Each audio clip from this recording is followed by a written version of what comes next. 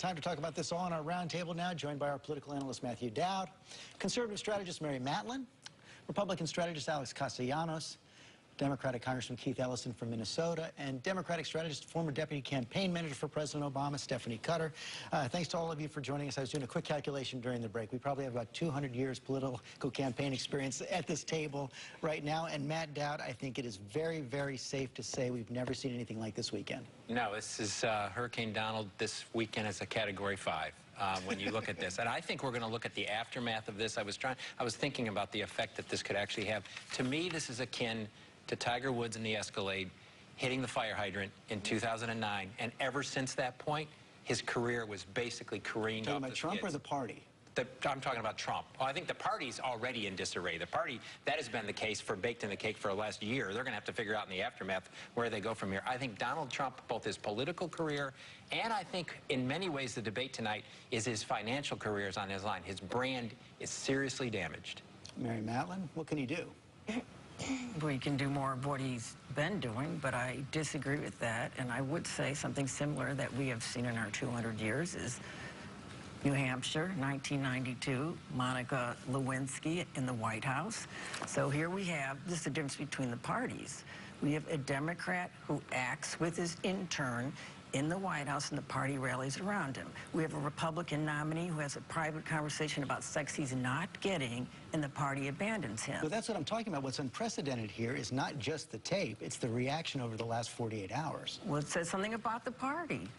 It says something good about the party. It says something that is aggravating to conservatives out there of how the party does not stick with their nominee. He wasn't my first choice, second choice, or 16th choice, but he's the guy.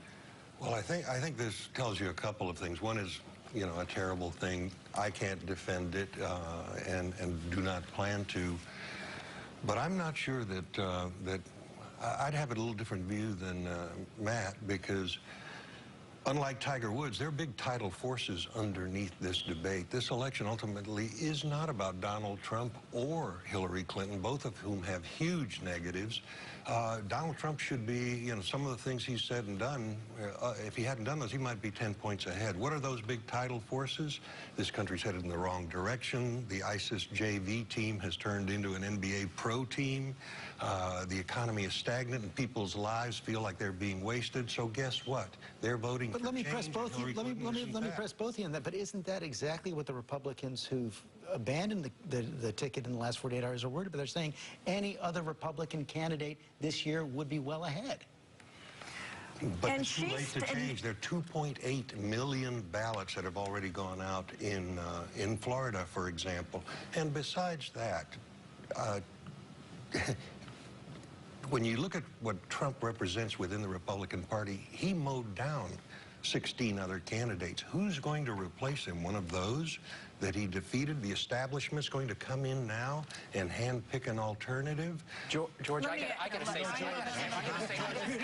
I was mentioned a couple of times. First of all, this isn't just words. This isn't boys will be boys. Yeah. This is somebody celebrating sexual predation, right? And in the 1990s, as Mary just mentioned, the Republicans went out of their way saying that a sexual predator shouldn't be in the White House. And he was reelected. Wait, I'm not saying, wait a second. I'm talking about hypocrisy.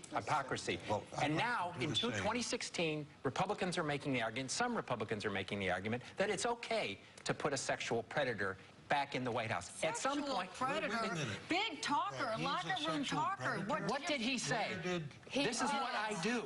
This is what I do. Well, look, he may say, So he's either lying or he doesn't. He's a locker room ass talker. Let's get what you think. Can I say that I agree with Alex that there are underlying forces here, but not the ones he says. The underlying thing here is that women all across this country dealing with sexual harassers all the time. And, you know, whether you're talking about Roger Ailes or whether you're talking about this McDonald's lawsuit, or, I mean, this is a reality for a lot of working women every single day. That issue, everybody who has had to worry about some supervisor leaning on them, hitting on them as they're just trying to make a living, Those people need to get to the polls because that's what's on the line I agree with here. the congressman, but can we apply the same standard that we applied when Bill Clinton took advantage? You know, Bill Clinton's not on the He's not on the ballot. He's not on the When ballot. Bill Clinton told us the standard, Nice this baby is switch. private morality. This is right? Hold on, let's bring in Stephanie here, and then I want to go back to Donald you. Trump is going to do tonight, if he is going to say, hey, I'm sorry, but he did it too, that's not going to win him, not you. But I wouldn't take it from my kid. Oh, No, yeah, somebody else did it too, Dad. So two wrongs don't make a right, but he's not going to win back one Republican who's abandoned him, and he's not going to gain one more vote. That's not Absolutely enough. true. And we wouldn't be having this conversation. Yes, it is a terrible thing for him to be admitting that he sexually assaulted women. He admitted that. But this comes in a long line of abuse and assaults on women. This isn't an isolated incident. Hillary Clinton is on the ballot? But Are you Alex, kidding? Look, that's not his argument. His argument. the question is whether Donald Trump could be the president of the United States, and I think That's he's the issue. answered that question. The Whatever answer is no. women are experiencing in the workplace, I'm not discounting that, and I'm not defending him. But on the radio today, 3 out of 4 voters said they will cast their vote based on health care.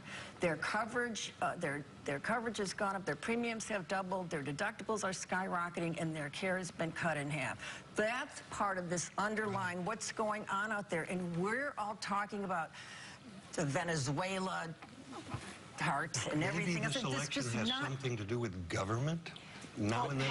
It actually has to do with values. Table stakes for a president.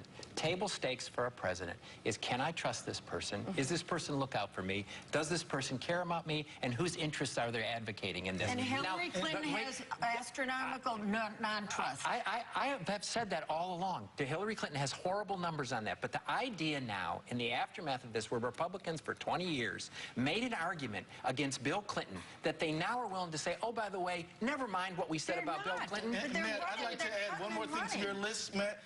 What does this president signal? What do they allow? What do they greenlight? And the president is actually an example and a leader for other people.